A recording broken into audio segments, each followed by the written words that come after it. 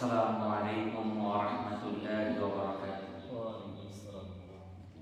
ইন্নাল হামদালিল্লাহ নাহমাদুহু ওয়া নুসাল্লি আলা রাসূলিল কারীম, আম্মা বা'দ। আল্লাহ পাকের নিকট লাখো কোটি শুকরিয়া যে মহান আল্লাহ তাআলা আমাদেরকে পবিত্র শুক্রবার জুমার নামাজ মসজিদে আসার জন্য তৌফিক দান করেছেন। এই জন্য মহান আল্লাহর নিকট শুকরিয়া আদায় করি, আলহামদুলিল্লাহ। আলহামদুলিল্লাহ।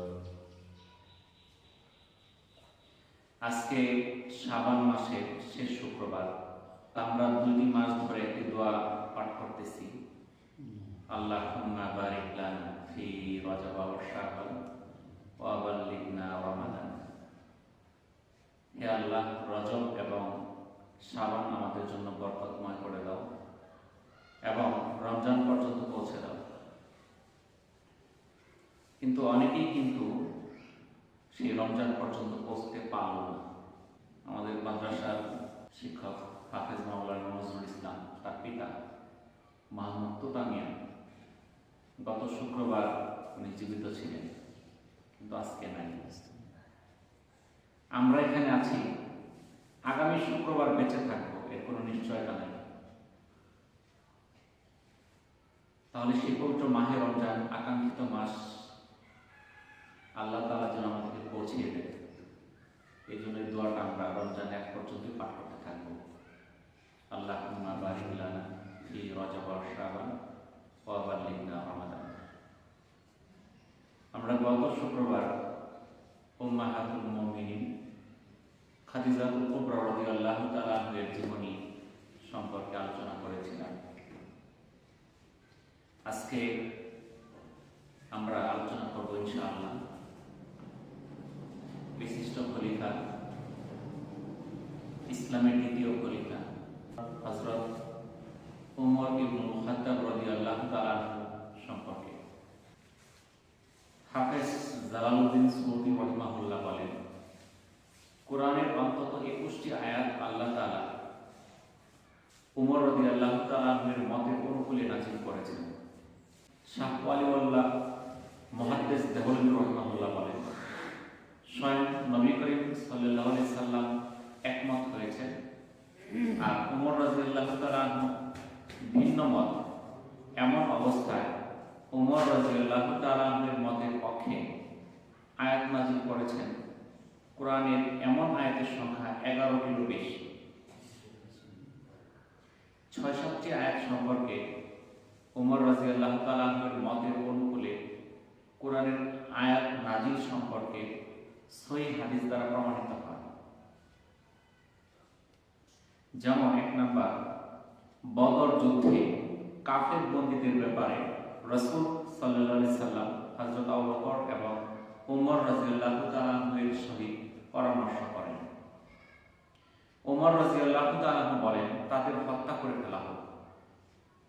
হযরত আবু বকর রাদিয়াল্লাহু তাআলা বলেন, এই মুহূর্তে আমাদের অর্থের প্রয়োজন রয়েছে।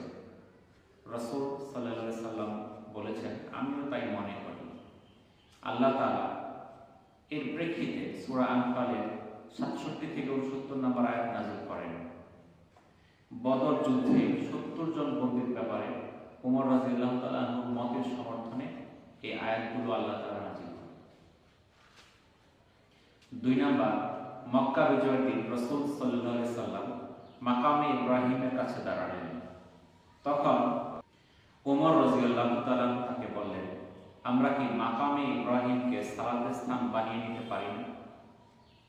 এর প্রেক্ষিতে সূরা বাকারার 125 নম্বর আয়াত নাযিল হয়, যেখানে আল্লাহ তাআলা বলেন, তোমরা মাকামে ইব্রাহিমকে নামাজের স্থান হিসেবে গ্রহণ করো।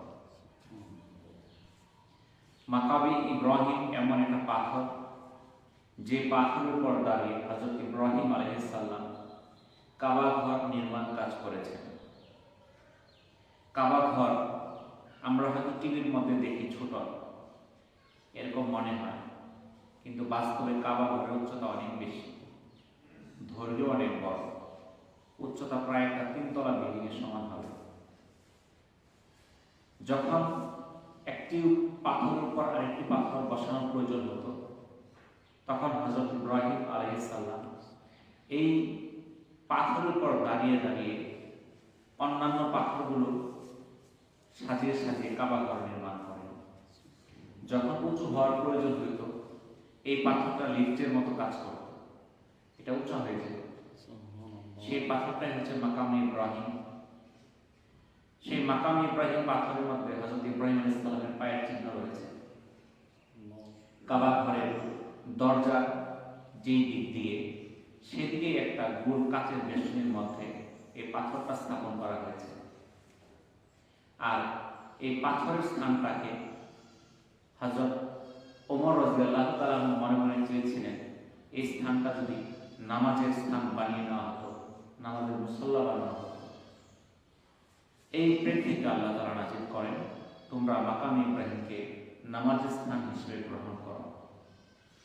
যখন মানুষ তাওয়াফ করে, সেই তাওয়াফের পর সেই মাকাম ইব্রাহিমের পিছনে দাঁড়িয়ে মানুষ নামাজ আদায় করে। এখন প্রচন্ড ভিড়ের কারণে হয়তো ওইখানেই নামাজ পড়া সম্ভব হয় না, আর একটু পিছনে গিয়ে নামাজ আদায় করতে হয়। তো আগে যখন মানুষ হজে যেত, আজ থেকে 10, 15, 20 বছর আগে, তখন সেখানে নামাজ আদায় করা সহজ ছিল, কঠিন কিছু ছিল না, ইচ্ছা করলে সেখানে নামাজ আদায় করা যাইত। কিন্তু এখন বর্তমানে যারা সেখানে হজ করতে যায়, সেই জায়গাটায় নামাজ আদায় করা অত্যন্ত কঠিন ব্যাপার, সৌভাগ্যের ব্যাপার, সবার পক্ষে সম্ভব হয় না।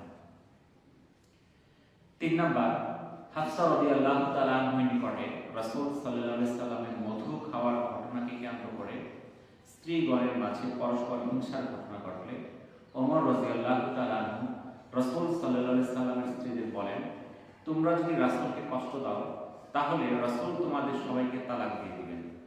অতঃপর তার সমর্থনে সূরা তাহরিমের 5 নং আয়াত নাযিল। এটা বর্ণিত আছে বুখারী 4, সহিহ মুসলিমের 2399, মিশকাতের 6042 নম্বর হাদিস। সূরা তাহরিমের 5 নম্বর আয়াত আল্লাহ কি বলেন?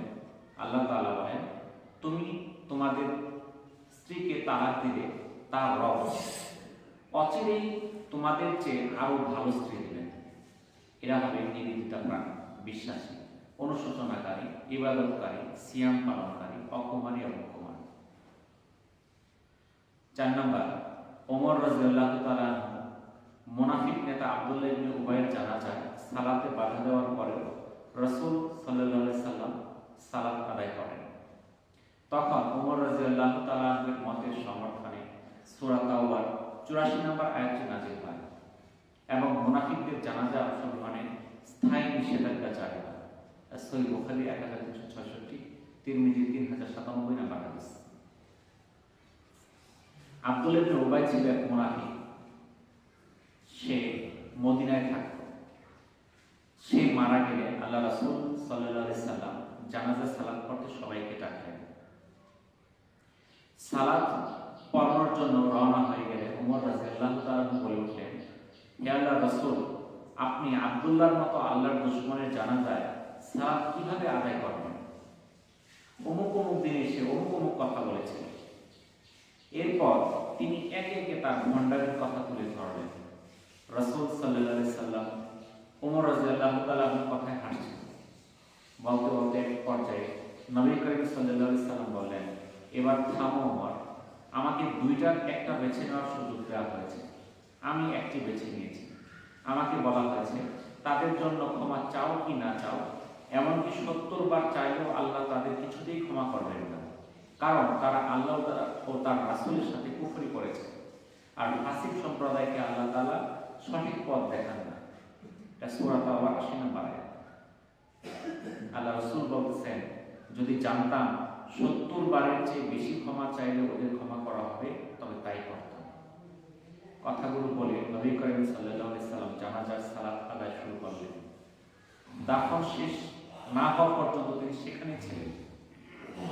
এদিকে আল্লাহ নবীর সাথে ওমর রাদিয়াল্লাহু তাআলা এর এরকম পিরাপিরি করার কারণে, কথাবার্তা করার কারণে ওমর রাদিয়াল্লাহু তাআলা এর মন খারাপ হয়ে গেল। তার মনের মধ্যে সন্দেহের দানা বেড়ে উঠল। তিনি ভাবতে থাকলেন, কিভাবে আল্লাহ রাসূলের সামনে এভাবে স্পর্ধা দেখালো। এরপর তিনি নিজেকে প্রবোধ দিলেন, যাই হোক, আল্লাহ ও তার রাসূল এসব বিষয়ে ভালো জানেন। এর অল্প কিছুক্ষণ পরে সূরা তাওবার 84 নম্বর আয়াত নাযিল হয়, যে আয়াতের অর্থ, আর তাদের মধ্য থেকে কারো মৃত্যু হলে তার উপর কখনো জানাজা নামাজ পড়বেন না এবং তাদের কবরের পাশেও দাঁড়াবেন না। তারা তো আল্লাহর প্রতি অস্বীকৃতি জ্ঞাপন করেছে এবং রাসূলের প্রতিও। বস্তুত তারা নাফরমান অবস্থায় মৃত্যুবরণ করেছে। অর্থাৎ যারা নাফরমান, যারা মুনাফিক, তাদের জানাজায় উপস্থিত হওয়া যাবে না। এটা চিরস্থায়ী নিষেধাজ্ঞা হয়ে গেল। এখনো মুনাফিক কারা? মুনাফিক হলো ওই সকল ব্যক্তি যারা নিজেদেরকে মুসলমান বলে, মুসলমানদের সাথে চলে, কিন্তু তার কাজ মুসলমানদের মতো না। সে ইসলামের বিরুদ্ধে কাজ করে, মুসলমানদের বিরুদ্ধে ষড়যন্ত্র করে। তারা হলো মুনাফিক। পৃথিবীতে এখন আছে না নাই? আছে অনেক। তাহলে এই সকল মুনাফিক যারা ইসলামের নাম ধারণ করে, নিজেকে মুসলিম বলে জাহির করে, কিন্তু কাজ করে ইসলামের বিরুদ্ধে, তারা মুনাফিক। তাদের জানাজায় উপস্থিত হওয়া নিষেধ। এটা পবিত্র কোরআনে আল্লাহ তাআলা আদেশ করেছে। 5 নাম্বার, একদিন নবী করিম সাল্লাল্লাহু আলাইহি সাল্লামকে বললেন, হে আল্লাহর রাসূল, আপনার স্ত্রীগণের নিকট ভালো মন্দ সব ধরনের লোক প্রবেশ করে, অতএব আপনি যদি তাদেরকে পর্দা করার নির্দেশ দিতেন। এটা কে বলতেছে? হযরত ওমর রাদিয়াল্লাহু তাআলা। এরই প্রেক্ষিতে উম্মাহাতুল মুমিনিনদের পর্দা ফরজ করে সূরা আহজাবের 53 নম্বর আয়াতটি নাযিল করেন মহান রব্বুল আলামিন। 6 নাম্বার, ওমর রাদিয়াল্লাহু তাআলার অনেক ইচ্ছা ছিল মদকে যদি একেবারে নিষিদ্ধ করা হতো। এর প্রেক্ষিতে মহান আল্লাহ তাআলা এই মদ নিষিদ্ধের আয়াত নাযিল করেন। সুনানে আবু দাউদ 3670, তিরমিজি 5540 এবং নাসাই 3049 নম্বর হাদিসে এই বিষয়টা এসেছে। 7 নাম্বার, উম্মুল মুমিনিন আয়েশা রাদিয়াল্লাহু তাআলা আনহার বিরুদ্ধে একদল মুনাফিক জিনার অপবাদ দেয়। তখন রাসূল সাল্লাল্লাহু আলাইহি সাল্লাম মানসিকভাবে ভেঙে পড়েন। তিনি এই বিষয়ে অনেকের সঙ্গে পরামর্শ করেন। প্রায় সবাই বলেছিল এর সত্যতা উড়িয়ে দেওয়া যায় না। শুধু ওমর রাদিয়াল্লাহু তাআলা বলেছিলেন, আস্তাগফিরুল্লাহ, আমরা নবীর স্ত্রী সম্পর্কে এমন ধারণা কিভাবে করতে পারি? পরবর্তীতে আল্লাহ তাআলা আয়াত নাযিল করেন, এই অপবাদ শোনার পর বিশ্বাসী নরনারীরা কেন নিজেদের ব্যাপারে ভালো ধারণা পোষণ করেনি? কেন তারা বর্ণ করতে পারল না যে এ তো নিছক মিথ্যাচার? সূরা নূর আয়াত 12। আব্দুল ইবনে ওমর রাদিয়াল্লাহু তাআলা বর্ণনা করেন যে রাসূলুল্লাহ সাল্লাল্লাহু আলাইহি সাল্লাম বলেছেন, আমি স্বপ্নে দেখলাম যেন কূপের চাক্কির বালতি দ্বারা একটি কুয়া থেকে পানি উঠাচ্ছি। হযরত আবু বকর রাদিয়াল্লাহু তাআলা এসে 1-2 বালতি পানি তুললেন। তার উত্তরণ ছিল কিছুটা দুর্বল ভাব। আল্লাহ তাআলা তাকে ক্ষমা করুন। এরপর ওমর রাদিয়াল্লাহু তাআলা এসে পানি তোলা শুরু করলেন, আর বালতিটি বিরাট আকার ধারণ করল।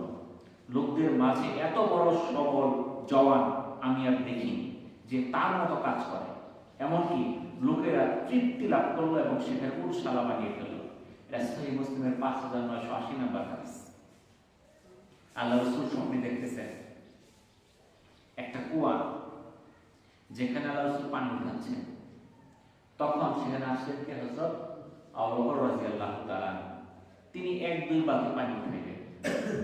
এরপর আসলেন হযরত ওমর রাদিয়াল্লাহু তাআলা। তিনি পানি তোলা শুরু করতে বালতিটা এত বড় হয়ে গেল যে এত জওয়ান আর শক্তিশালী আর কাউকে দেখি। এই পানি উঠানোর পর সবাই তৃপ্তি লাভ করলো। শুধু মানুষের না, সেখানে উটেরাও আসা শুরু করলো পানির জন্য। সেখানে উটশালা বানিয়ে ফেলা হলো। অর্থাৎ এর দ্বারা বোঝা গেল যে হযরত ওমর রাদিয়াল্লাহু তাআলা দ্বারা দ্বীনের ব্যাপক প্রচার, ব্যাপক প্রসার করবে।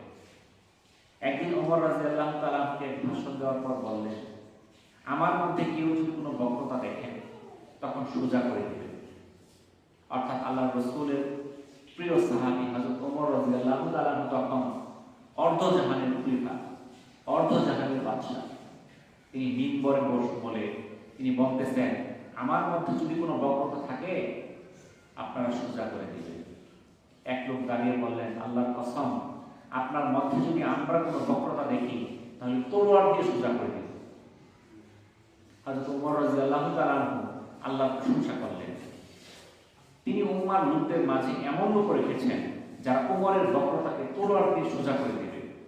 এর জন্য আল্লাহ শুকরিয়া আদায় করলেন। অর্থাৎ একটা রাষ্ট্রপ্রধান যদি কোনো অন্যায় কাজ করে তাহলে তার বিরুদ্ধে আমরা কিছু বলার সাহস পাই না কিংবা বলার অনুমতি পাই না। কিন্তু ওমর রাদিয়াল্লাহু তাআলা বললেন, যদি আমার মাঝে কোনো বক্রতা থাকে তাহলে আপনারা সোজা করে দিবেন। তখন এক ব্যক্তি বলল যে যদি আপনার মাঝে কোনো বক্রতা পাই, কিভাবে সোজা করবো? তলোয়ার দ্বারা সোজা করবো। তাহলে হুমকি দিলেন। বুঝতে পারছেন তো কাকে? রাষ্ট্রপ্রধানকে। অর্ধজাহানের রাষ্ট্রপ্রধান, ছোট বড় দেশের না, প্রায় অর্ধেক বিশ্বের তিনি খলিফা ছিলেন। তিনি আল্লাহ শুকরিয়া আদায় করলেন যে এখনো এমন ব্যক্তি আছে যিনি উমরের বক্রতাকে তলোয়ার দিয়ে সোজা করবেন।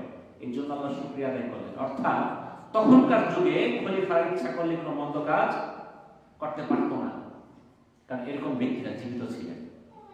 কিন্তু বর্তমান যুগে মন্দ কাজ হলে আমরা যা হাততালি দিই, ঠিক আছে আপনারা যাওয়া অসুবিধা নেই, নাকি কর বাধা তো দেই না, উৎসাহ দিই।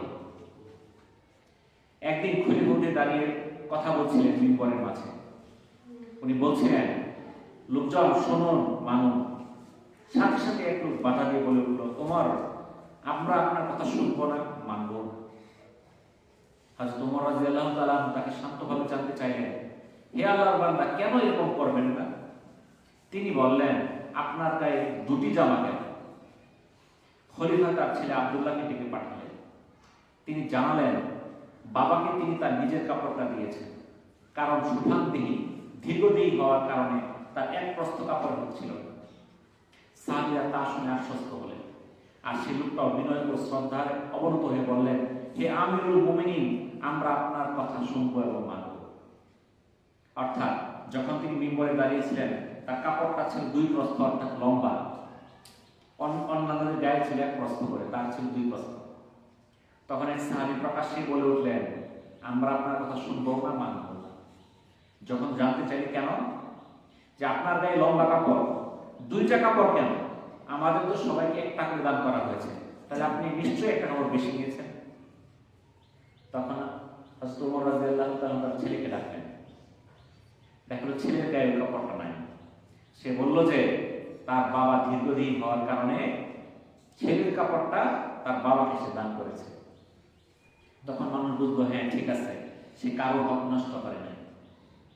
আর আজকে দেখেন, যদি সরকারি সম্পত্তি সবাইকে দেওয়া হয়, যার ক্ষমতা আছে, ওই একটার জায়গায় 2টা 4টা 5টা নেয় কিনা?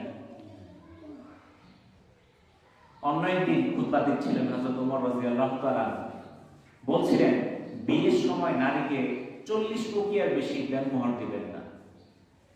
তা যদি সে জুলকিসা পুত্রের মতো সম্ভ্রান্ত বংশের মেয়েও হয়, এর চেয়ে বেশি দিলে আমি সেই মাল বাইতুল মালে জমা করব। কি হচ্ছিল? আরব দেশে আমরা যেটাকে কাবিন বলি, সেগুলো দেনমোহর, তাই না? এই মোহরটা ওইখানে দিতে হয়। আমাদের দেশে লেখলেই হয়, দেউন লাগে নাকি কর? দেউন লাগে আমাদের দেশে দেওয়ার কিন্তু বিধান, আমরা লেখা রাখি, আমরা দিই না। কিন্তু ওই দেশের নিয়ম হলো নগদ পরিশোধ করতে হবে এবং অনেক টাকা। এতে দেখা যাচ্ছিল অনেকের পক্ষে বিবাহ করা সম্ভব হচ্ছিল।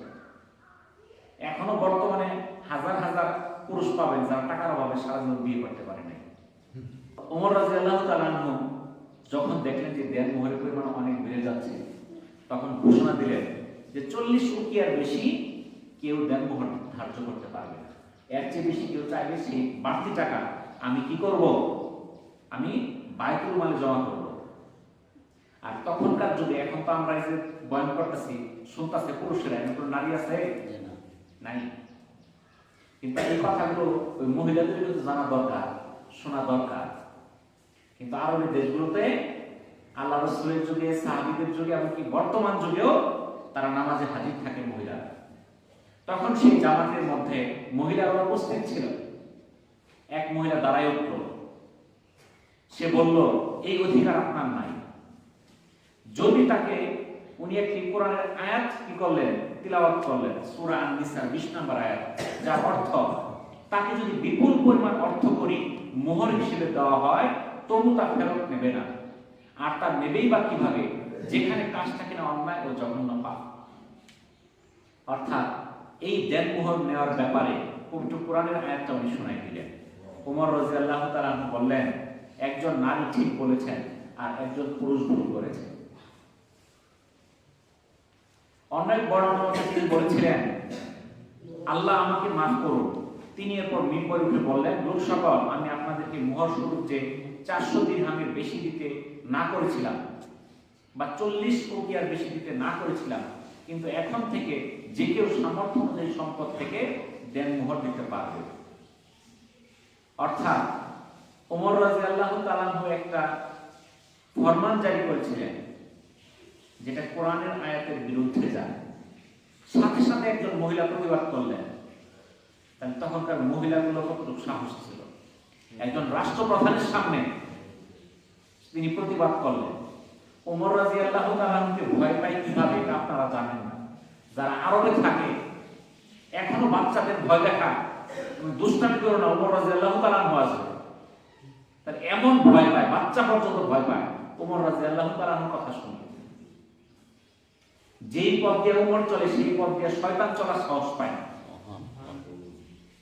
তাকে কত ভয় পাইত, তার সামনে প্রতিবাদ করল। আর আজকে আমাদের যদি কেউ, কোনো বড় কেউ যদি ইসলামের বিরুদ্ধে, কোরআনের বিরুদ্ধে কোনো আইন করে, আমরা বলার বিন্দুমাত্র সাহস পাই না। একবার ওমর রাদিয়াল্লাহু তাআলা বাজারে গেলেন ঘোড়া কেনার জন্য। তো ওমর রাদিয়াল্লাহু তাআলা বলেন, আমি ঘোড়াটা চড়ে একটু দেখি ঘোড়াটা কেমন। উনি ঘোড়াতে উঠছেন। ওমর রাদিয়াল্লাহু তাআলা ছিলেন সুঠাম দেহের অধিকারী। তিনি উঠার কারণে সেই ঘোড়ার একটা পা খোঁড়া হয়ে গেল। ওমর রাদিয়াল্লাহু তাআলা বললেন, তোমার ঘোড়া তুমি নিয়ে যাও, এই ঘোড়া আমার চলবে না। তখন সেই লোক বললো, না আমি ঘোড়া নেব না, আপনি তোমার পা, ঘোড়ার পাকে ঘোড়া বানাই দিচ্ছেন, এই ঘোড়া কোথায় নিয়ে কি করবো, এটা আপনার নিতে হবে। তখন ওমর রাদিয়াল্লাহু তাআলা বললেন, ঠিক আছে, একজন বিচারক ডাকো, ফয়সালা করে দে কি হয়। এরকম সময় সামনে দিয়ে যাচ্ছিল সুরাইয় রাদিয়াল্লাহু তাআলা, তাকে ডাকলেন, তার কাছে বিচার দিলেন যে এই অবস্থা হয়েছে,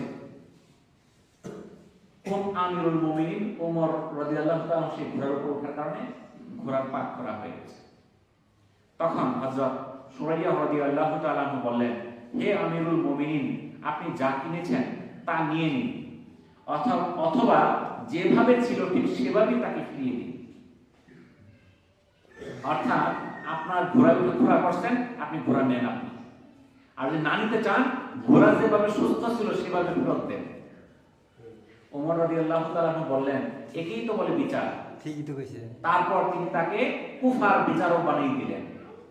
আজকে যদি আমি এখানে বড় কোনো নেতা হুজুর হই, আমার বিরুদ্ধে যদি আপনি কোনো ফয়সালা দেন, আমরা বাড়ি ঘর ভেঙে গেলাম, এলাকাতে বিতাড়িত করে দিব, আর না হলে আপনি সালাম পালাম দিতাম না, আপনি এর দিকে তাকাই থাকেন, এটা করবো না।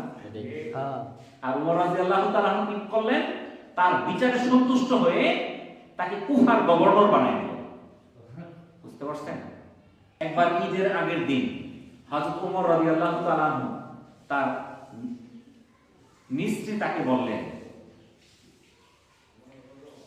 ওমর রাদিয়াল্লাহু তাআলাকে ঈদের আগের দিন তার স্ত্রী বললেন, আমাদের জন্য ঈদের নতুন কাপড় না হলেও চলবে, কিন্তু ছোট বাচ্চাদের কাপড়ের জন্য তারা কান্নাকাটি করছে। আরব জাহানের শাসক খলিফা ওমর রাদিয়াল্লাহু তাআলা বলেন, আমার তো নতুন কাপড় কেনার কোনো সামর্থ্য নেই।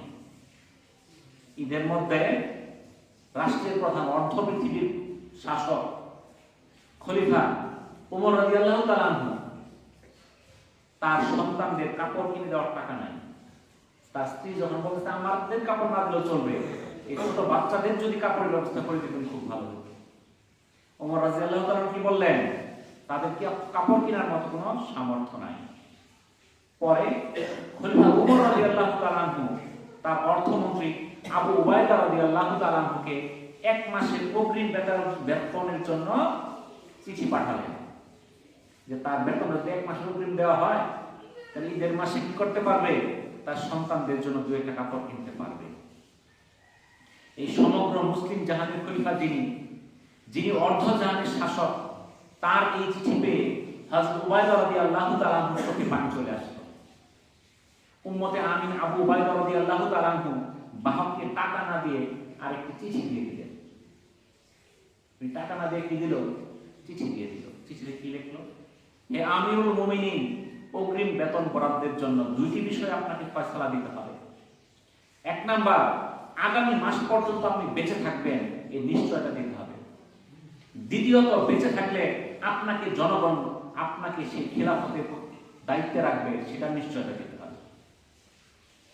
চিঠি পেয়ে ওমর রাদিয়াল্লাহু তাআলা কোনো উত্তর করলেন না, কেঁদে দিলেন। চোখের পানিতে তার দাড়ি ভিজে গেল। আর হাত তুলে আবু উবাইদা রাদিয়াল্লাহু তাআলা নিকট দোয়া করলেন। একজন যোগ্য অর্থমন্ত্রী নির্বাচিত করতে পেরেছেন এই ভেবে, বুঝলেন? তার অর্থমন্ত্রী, সে হলো প্রধানমন্ত্রী, রাষ্ট্রের প্রধান, তাকে এক মাসে বেতনের মাস দিল না। উনি নিশ্চয়তা চাইল আপনি এক মাস বেঁচে থাকবেন কিনা, আর এক মাস বেঁচে থাকলেই হবে না, আপনাকে সেই খিলাফতের দায়িত্বে রাখবে কিনা জনগণ। আপনাকে কি করে আমি এক মাসে টাকা বুঝে দিব? আর আজকে আমরা রাষ্ট্রে কোনো সম্পদ পাইলে আমরা পাচার করতেছি, নিজের জন্য অট্টালিকা বানাইতেছি, হালাল হারামের আমরা ভূক্ষেপ করতেছি। হযরত ওমর রাদিয়াল্লাহু তাআলা হয়ে শক্তিশালী সাহসের কারণে কোরআনকে সংরক্ষণ করা হয়েছে, সংকলন করা হয়েছে। আবু বকর রাদিয়াল্লাহু তাআলা বলেন, ওমর তাকে বলেছিল, আল ইয়ামামার যুদ্ধে অনেক কোরআন হাফিজ শহীদ হয়েছে, সামনে বহু যুদ্ধে হয়তো আরো অনেক শহীদ হবে, এতে করে কোরআন হারিয়ে যেতে পারে। এই জন্য আমার মনে হয় আপনার কোরআন সংকলনের আদেশ জারি করা উচিত। অর্থাৎ কোরআন আগে এভাবে কাগজের মধ্যে এভাবে 30 পারা লিপিবদ্ধ ছিল না, এটা মানুষের অন্তরের মধ্যে ছিল, হিফজ করে থাকতো। কিন্তু যখন দেখা গেল যে ইয়ামামার যুদ্ধে অনেকেই কোরআনের হাফেজ শহীদ হয়ে গেলেন, হযরত ওমর রাদিয়াল্লাহু তাআলা চিন্তা করলেন আর অনেক হাফেজ শহীদ হয়ে যাবে, এটা যদি লিপিবদ্ধ না থাকে, যদি হাফিজদেরকে তারা মেরে ফেলে, তাহলে শহীদ করে ফেলে, তাহলে এটা কি করে সংকলন করা যায়, এটা সংরক্ষণ করা দরকার। তিনি হযরত আবু বকরের কাছে অনুমতি চাইলেন। তাহলে এই কোরআন সংকলনের যে সূচনা, সেটাও হযরত ওমর রাদিয়াল্লাহু তাআলা সেখানে ভূমিকা ছিল। আল্লাহ তাআলা বলেন, আল্লাহ রাসূল বলেন, আমার সুন্নাত অনুসরণ করো আর আমার পরে সঠিক দিক নির্দেশ প্রাপ্ত খলিফাদের পথ অনুসরণ করো। এটা সুনানে আবু দাউদের ৪র্থ খণ্ডের ২১০ নম্বর হাদিস। হযরত ওমর রাদিয়াল্লাহু তাআলা যখন ইসলাম গ্রহণ করেন, তার আগ পর্যন্ত যারা মুসলমান ইসলাম গ্রহণ করেছিল তারা প্রকাশ্যে নামাজ পড়তে ভয় পাইত। কিন্তু হযরত ওমর রাদিয়াল্লাহু তাআলা ইসলাম গ্রহণ করার পর প্রথম তিনি মুশরিকদেরকে, কুরাইশদেরকে চ্যালেঞ্জ করে কাবা ঘরের সাথে গিয়ে, কাবা ঘরের পাশে গিয়ে তিনি সালাত আদায় করেন। হযরত যায়েদ ইবনে সাবিত রাদিয়াল্লাহু তাআলা নবী করিম সাল্লাল্লাহু আলাইহি সাল্লামকে বর্ণনা করেন, রাসূল সাল্লাল্লাহু আলাইহি সাল্লাম ইরশাদ করেন, রোজ হাশরে উম্মতের মধ্যে সর্বপ্রথম ডান হাতে আমলনামা দেওয়া হবে তাকে, যিনি হলেন হযরত ওমর ইবনে খাত্তাব রাদিয়াল্লাহু তাআলা। সেদিন তার জ্যোতি হবে সূর্যের জ্যোতির ন্যায়। অর্থাৎ উম্মতে মুহাম্মদের মধ্যে আল্লাহ রাসূলের যত উম্মত আছে সবার আগে ডান হাতে আমলনামা কাকে দেওয়া হবে? ওমর রাদিয়াল্লাহু তাআলা কে। আল্লাহ রাসূলকে প্রশ্ন করা হলো, তাহলে আবু বকরের কি অবস্থা হবে? নবীজি সাল্লাল্লাহু আলাইহি ওয়াসাল্লাম ইরশাদ করলেন, আরে তাকে তো ফেরেশতারা পূর্বেই জান্নাতে পৌঁছে দিয়েছে। অর্থাৎ আবু বকর রাদিয়াল্লাহু তাআলার মর্যাদা এতই বেশি, তাকে সেখানে অপেক্ষা করার প্রয়োজন নাই, তাকে আগেই ফেরেশতারা জান্নাতে পৌঁছে দেবে। সুবহানাল্লাহ, জোরে করে বলা দরকার ছিল। আবু বকর রাদিয়াল্লাহু তাআলার পর রাসূল সাল্লাল্লাহু আলাইহি ওয়াসাল্লামের প্রিয় ছিলেন হযরত ওমর রাদিয়াল্লাহু তাআলা। ওমর রাদিয়াল্লাহু তাআলার কন্যা ছিলেন হাফসা, যিনি ছিলেন রাসূল সাল্লাল্লাহু আলাইহি ওয়াসাল্লামের স্ত্রী। হযরত ওমর ছিলেন জান্নাতে সুসংবাদ প্রাপ্ত খলিফা।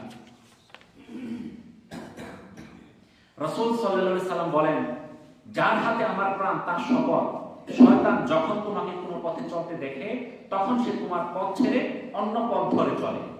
এটা সহিহ মুসলিমের 5985 নম্বর হাদিস।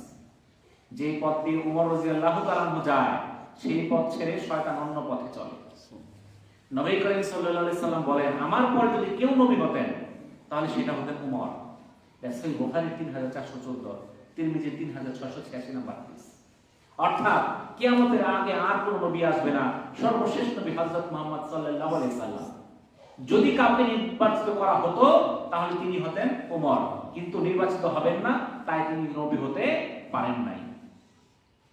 আয়েশা রাদিয়াল্লাহু তাআলা আনহা বলেন, একবার রাসূল সাল্লাল্লাহু আলাইহি সাল্লাম রমজান মাসে রাতের বেলায় মসজিদে নববীতে কিয়ামুল লাইল বা তারাবির নামাজ আদায় করলেন। উপস্থিত লোকজন তার সঙ্গে নামাজ আদায় করলেন। একইভাবে তিনি দ্বিতীয় দিনও নামাজ আদায় করলেন এবং লোক সংখ্যা এত বেশি হলো, অতঃপর তৃতীয় এবং চতুর্থ দিনেও মানুষ একত্রিত হলো, কিন্তু রাসূল সাল্লাল্লাহু আলাইহি সাল্লাম হুজরা থেকে বের হলেন না। অতঃপর সকাল হলে তিনি এলেন এবং বললেন, তোমাদের অপেক্ষা করার বিষয়টি আমি লক্ষ্য করেছি, কিন্তু শুধু এই ভয়ে আমি তোমাদের কাছে আসা থেকে বিরত থেকেছি যে আমার আশঙ্কা হচ্ছিল না জানি তোমাদের উপর খরচ করে দেওয়া হয়। সহিহ বুখারীর 924, সহিহ মুসলিমের 761, মুয়াত্তা মালিকের 375 নম্বর হাদিস। আল্লাহ রাসূল এই রমজান মাসে এই তারাবি আদায় শুরু করলেন। একদিন দুই দিন গেল, তৃতীয় চতুর্থ দিন মানুষ অনেক বেশি হলো, প্রথম দিন মানুষ আসলো, দ্বিতীয় দিন আরো বেশি, তৃতীয় দিন আরো বেশি, দেখলো অনেক লোক হয়ে গেল, কিন্তু আল্লাহ রাসূল নামাজের জন্য বের হলেন না। পরদিন বললেন, তোমরা যে আসছো আমি বুঝতে পারছি, কিন্তু আমি আসি নাই। কেন? কারণ তোমাদের আগ্রহের কারণে যদি আল্লাহ তাআলা এটা খরচ করে দেয়, তোমাদের জন্য কষ্টকর হয়ে যাবে। তাহলে এই তারাবির নামাজটা এত গুরুত্বপূর্ণ, যদি আল্লাহ রাসূল এটা নিয়মিত জামাতের সঙ্গে আদায় করতো, তাহলে ফরজ হওয়ার সম্ভাবনা আছে। যদিও এটা ফরজ না, কিন্তু এই নামাজটার গুরুত্ব অনেক বেশি। তো এই নামাজ নিয়ে আমাদের মধ্যে তর্ক শুরু হয়, এটা 20 রাকাত না 11 রাকাত, এটা নিয়ে আমাদের মধ্যে তর্ক শুরু হয়ে যায়। বিভিন্ন হাদিস আছে। আয়েশা রাদিয়াল্লাহু তাআলা থেকে বর্ণিত আছে একটা হাদিস, রাসূলুল্লাহ সাল্লাল্লাহু আলাইহি সাল্লাম রমজান ছাড়া অন্য মাসেও 11 রাকাতের বেশি নফল নামাজ আদায় করতেন না। এটা সহিহ বুখারী, মুসলিম সহ বিভিন্ন হাদিসের গ্রন্থে হাদিসটা আছে। ইবনে কুদামা রাহিমাহুল্লাহ বলেন, আবু আব্দুল্লাহ এবং ইমাম আহমদ রাহিমাহুল্লাহর কাছে পছন্দনীয় মত হলো তারাবি 20 রাকাত। এই মতে আরো রয়েছে ইমাম সাউরি, ইমাম আবু হানিফা, ইমাম শাফি রাহিমাহুল্লাহ। ইমাম মালিক রাহিমাহুল্লাহর মতে তারাবি 36 রাকাত। হারিস ইবনে আব্দুর রহমান ইবনে আল জুবাব রাহিমাহুল্লাহ বর্ণনা করেছেন সাইদ রাদিয়াল্লাহু তাআলা আনহু থেকে, তিনি বলেন, হযরত ওমর রাদিয়াল্লাহু তাআলা আনহুর যুগে রমজানে কিয়াম বা তারাবি ছিল 23 রাকাত। এটা মুসান্নাফ আব্দুর রাজ্জাকের 7733 নম্বর হাদিস। হযরত উসমান রাদিয়াল্লাহু তাআলা আনহুর যুগে সুনানুল বাইহাকির দ্বিতীয় খণ্ডে 4290 নম্বর হাদিসে হযরত সাঈদ ইবনে ইয়াজিদ রাদিয়াল্লাহু তাআলা আনহু বলেন, হযরত উসমান ইবনে আফফান রাদিয়াল্লাহু তাআলা আনহুর খেলাফতের সময় নামাজীরা দাঁড়ানোর কষ্টে লাঠিতে ভর দিয়ে নামাজ আদায় করতেন, তবুও 20 রাকাতের কম তারাবি আদায় করতেন না।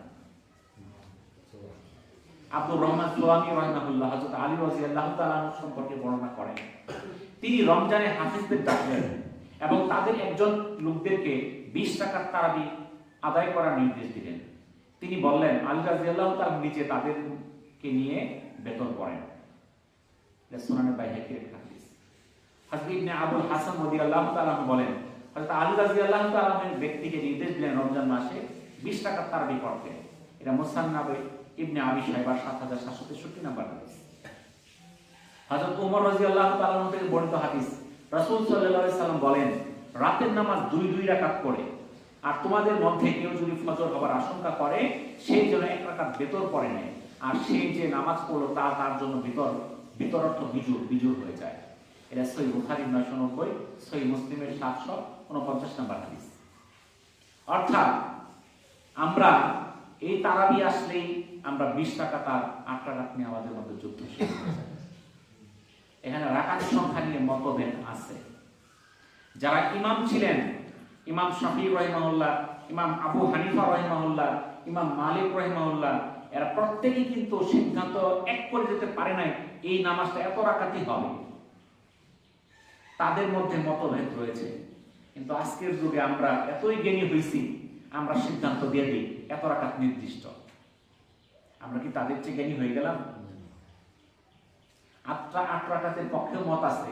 8 রাকাতের পক্ষে যে সবচেয়ে শক্ত মত, সেটা হলো হযরত আয়েশা রাদিয়াল্লাহু তাআলা আনহা, যিনি বলেছেন রমজান বা রমজানের বাইরে 11 রাকাতের বেশি তিনি নফল আদায় করতেন না। এটা রমজান এবং রমজানের বাইরে হতে পারে। আয়েশা রাদিয়াল্লাহু তাআলা আনহার ঘরে আল্লাহ রাসূল যখন অবস্থান করতেন, তিনি 8 রাকাত পড়তেন।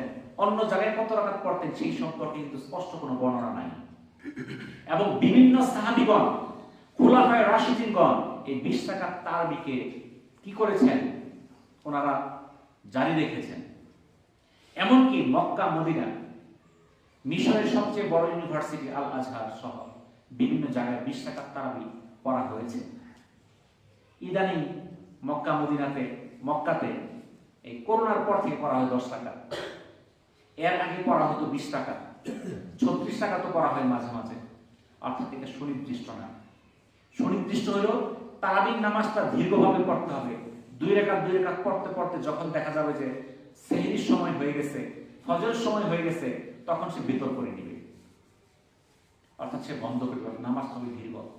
কিন্তু আমাদের মধ্যে নামাজ আমরা এতই দ্রুত পড়ি যে কত তাড়াতাড়ি পড়ে আমরা মসজিদ থেকে বের হয়ে যেতে পারি। এটা নামাজের উদ্দেশ্য না।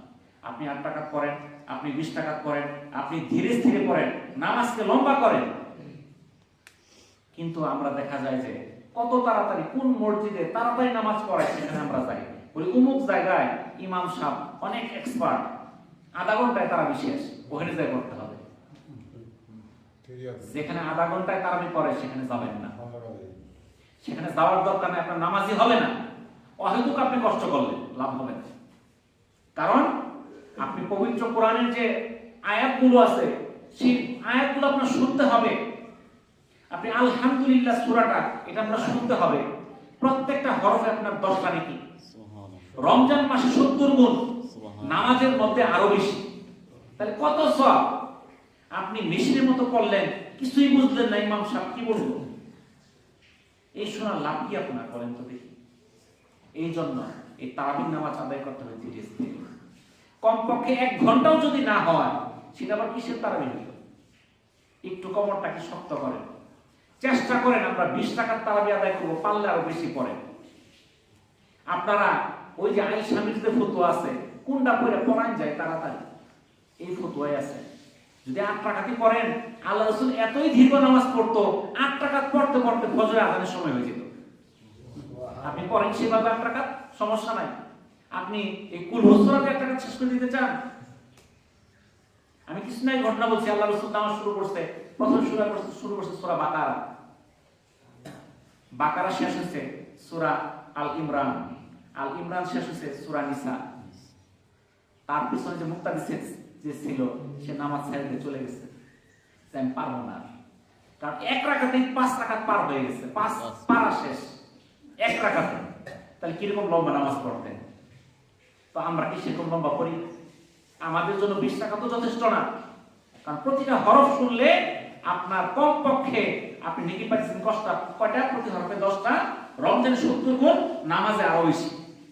তাহলে এই সবটা আপনি তো পাবেন না যদি 8 রাকাত পড়েন। প্রতিটা রুকুর কত দাম, প্রতিটা সিজদার কত দাম, আপনি হিসাব করে শেষ করতে পারবেন? এখন যদি বলেন আমাদের মধ্যে আমরা ফতোয়া জানি, আল্লাহ রাসূল তো 20 রাকাত পড়েন নাই, আল্লাহ রাসূল তো সারা রমজান জামাতের সঙ্গে তারাবি পড়েন নাই, তাহলে আমরা পড়ি কে? তা তো তারাবি পড়া বাদ দিতে লাগবো। আল্লাহ রাসূল মাত্র 2-3 দিন পড়তে, পড়া বাদ দিতে জামাতে আসা কেন? যদি ফরজ হয়ে যায়। কে চালু করলো? হযরত ওমর ইবনে খাত্তাব রাদিয়াল্লাহু তাআলা আনহু। তার জীবনী সম্পর্কে কিছু আলোচনা করছি। উনি কত বড় মাপের, কত উঁচু মানের উনি একজন সাহাবী ছিলেন। তার মতকে আল্লাহ তাআলা কিভাবে সমর্থন করেছেন। সেই সাহাবী যখন দেখলেন যে মসজিদের মধ্যে এখানে সেখানে দাঁড়ায় দাঁড়ায় মানুষ জার্জির মতো নামাজ আদায় করতেছে, কেউ একা পড়তেছে, কেউ 3-4 জন মিলে পড়তেছে, এই জার্জির মতো পড়তেছে, তখন তিনি সবাইকে একত্রিত করে নামাজে দাঁড়া করাই দিলেন, যেখান থেকে 20 রাকাত তারাবি চালু হয়ে গেল। হযরত ওমর রাদিয়াল্লাহু তাআলা আনহু পরিচালিত করলেন, তারপর হযরত উসমান রাদিয়াল্লাহু তাআলা আনহু, তারপর হযরত আলী রাদিয়াল্লাহু তাআলা আনহু, এইভাবে সাহাবীরা, তাবেঈরা, তাবেঈরা আজ পর্যন্ত চলে আসছে। তাদের মধ্যে বিভেদ সৃষ্টি হয় নাই। এখন আমরা বর্তমানে নতুন নতুন ফতোয়া পাই, আর মোবাইল দেখে আমরা নতুন নতুন ফতোয়া খুঁজি, কিন্তু আমরা সাহাবীদের অনুসরণ করি না। আমরা মনে করি রাসূলকে মানলেই চলবে, তার সাহাবীকে মানার দরকার নাই। বলেন নাউযুবিল্লাহ। কারণ আল্লাহ তাআলা তার সাহাবীদেরকে এমন ভাবে দুনিয়াতে রেখে গিয়েছেন, এই অন্ধকার রাত্রিতে যেরকম চাঁদ তারা দেখা দিক নির্ণয় করা যায়, দিক দেখা যায়, পথ খুঁজে পাওয়া যায়, ঠিক একই ভাবে সাহাবীদেরকে অনুসরণ করলে আমরা জান্নাতের পথে আমরা অগ্রগামী হতে পারবো। এই জন্য আমরা সেই সাহাবীদের অনুসরণ করব। আমরা 20 রাকাত তারাবি সুন্দরভাবে আদায় করার চেষ্টা করব, ধীর স্থিরভাবে করার চেষ্টা করব। আমরা এখন থেকে মানসিকভাবে প্রস্তুত হয়ে যাই। আমরা অনেকেই কি করি, যেদিন চাঁদ উঠে পরের দিন রোজা রেখে আমরা তারাবি পড়ি, তারাবি কিন্তু আগের দিন শুরু হয়। আপনারা খেয়াল রাখবেন, সবার ঘরে ঘরে ক্যালেন্ডার আছে, না থাকলেও এই সপ্তাহের মধ্যে আপনাদের ঘরে ঘরে রোজার আগে আগে ক্যালেন্ডার সবার কাছে পৌঁছে যাবে ইনশাআল্লাহ। যেই দিন তারাবি শুরু হবে আপনারা প্রত্যেকেই মসজিদে হাজির থাকবেন, শুধু তারাবি করার জন্য না, 5 ওয়াক্ত নামাজ আদায় করার জন্য। আমরা নিয়ত করি এই রমজান মাস থেকে আমরা 1 ওয়াক্ত নামাজ আমরা ছাড়ব সবাই ইনশাআল্লাহ। আল্লাহ তাআলা আমাদেরকে তৌফিক দান করুন। ওয়া আখিরু দাওয়ানা আলহামদুলিল্লাহি রাব্বিল আলামিন। আসসালামু আলাইকুম ওয়া রাহমাতুল্লাহি ওয়া বারাকাতুহু।